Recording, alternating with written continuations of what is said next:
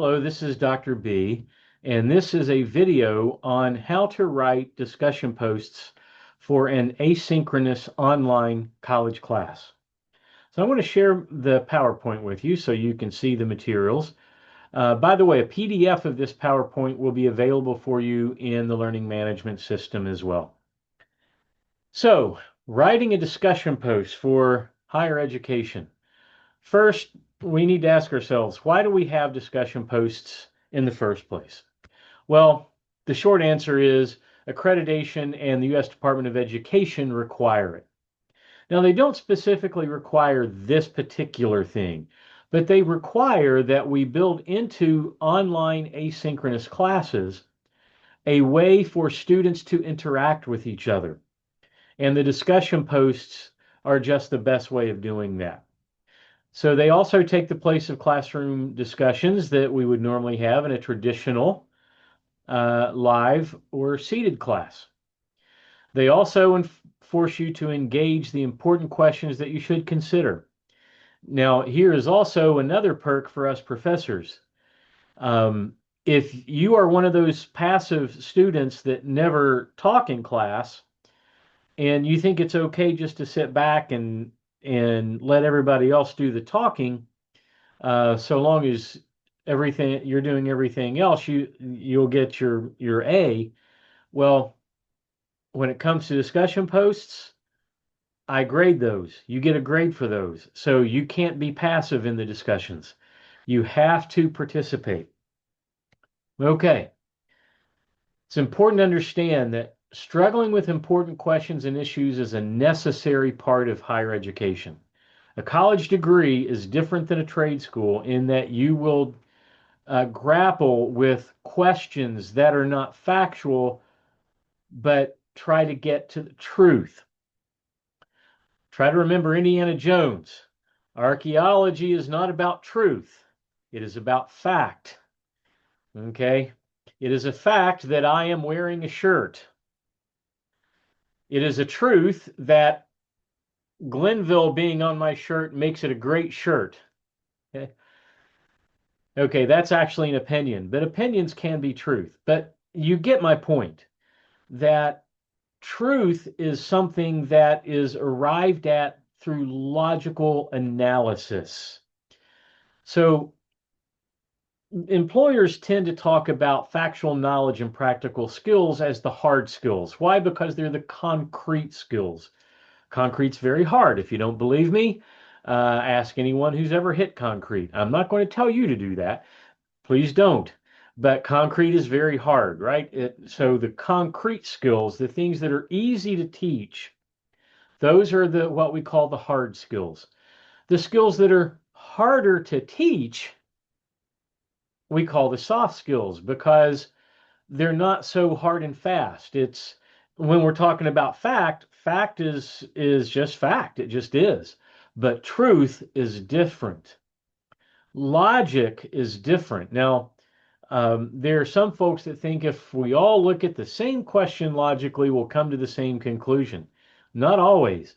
Sometimes logic can lead us to more than one conclusion. It's an old ancient Greek philosophical idea called the dialectic.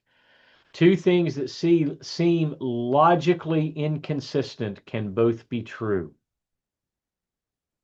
But um, the best way to learn critical thinking skills is through open discussion, which, by the way, is the reason we have the First Amendment. Okay? When you go to college, when you enter higher education and you take classes, you are committing yourself to being willing to be offended by what you hear, willing to let your feelings be hurt because something that you deeply held to be true, you might begin to see is not logical. But guess what? Professors sometimes get changed as well.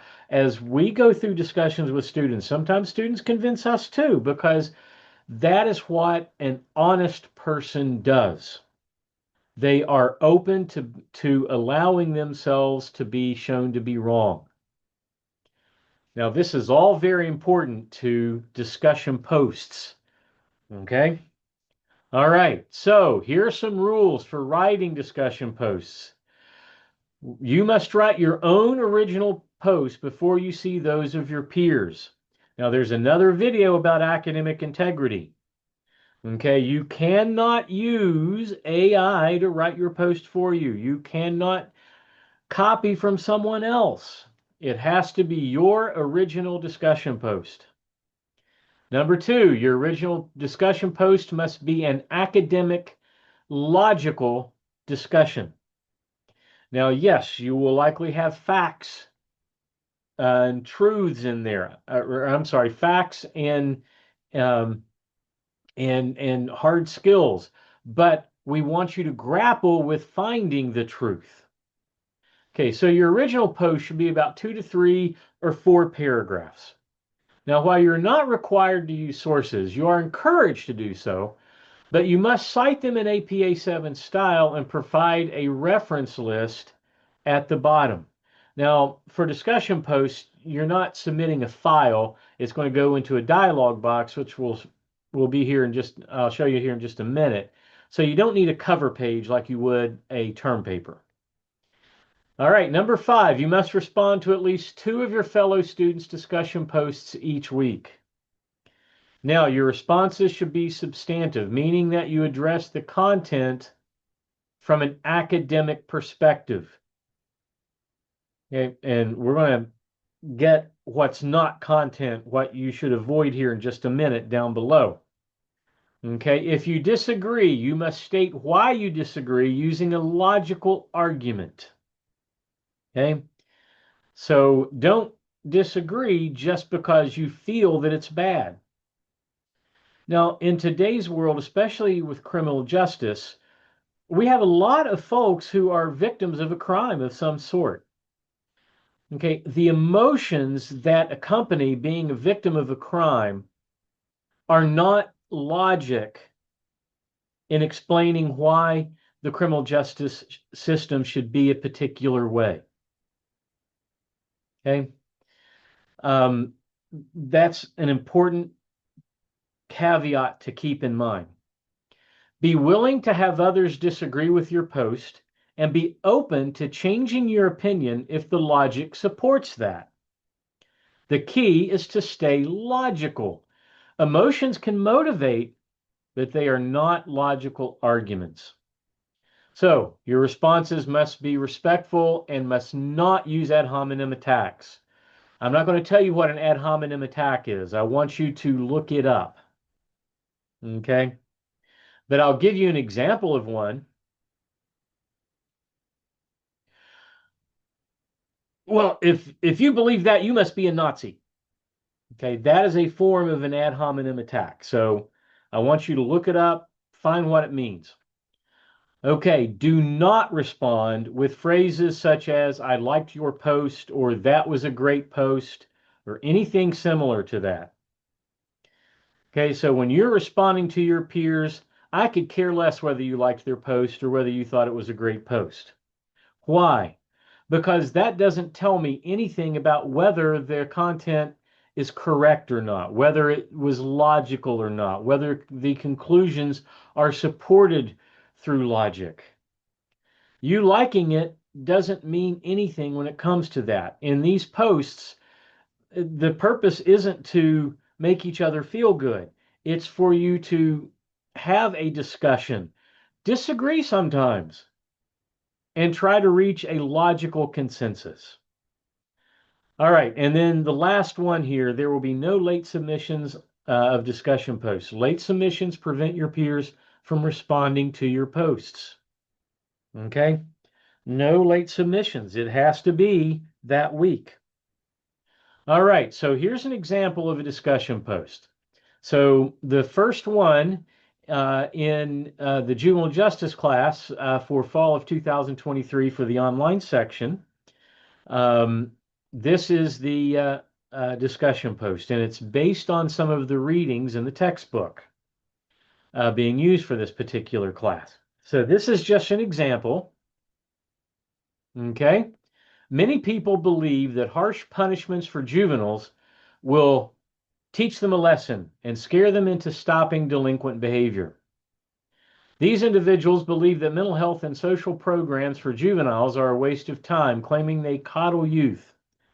Quote, hug-a-thug programs, end quote, is a common term used to disparage such programs.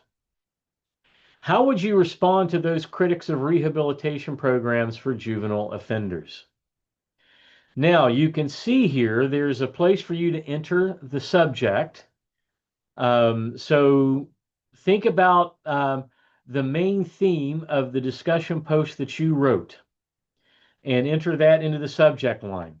And then there's also a place down below, if you can see it with my mouse, but where there's the word paragraph at the top and there's a box. You will copy and paste what you've typed in Microsoft Word into that section, and then you will hit the submit button. Nothing was added here, so there was no submit button. Until there's something in that text box, the submit button does not show up. Okay, here are the steps you need to follow in completing your weekly discussion posts. Step 1, I cannot emphasize this enough. Complete the readings. Complete the required readings for that week first. Okay, you need to read. So even if you speed read, so you're not reading every word, at least go through it so you understand what the material is saying and then answer the question. And find other readings that support your post. You don't have to. You can just base it on what you're learning in that through the readings and the lectures and things from that class, from the class materials. But I encourage you to. Then write your original post. So write a rough bullet point list of your thoughts, what you want to say logically. Then write 2 to 4 paragraphs in Word and copy and paste your post into the learning management system.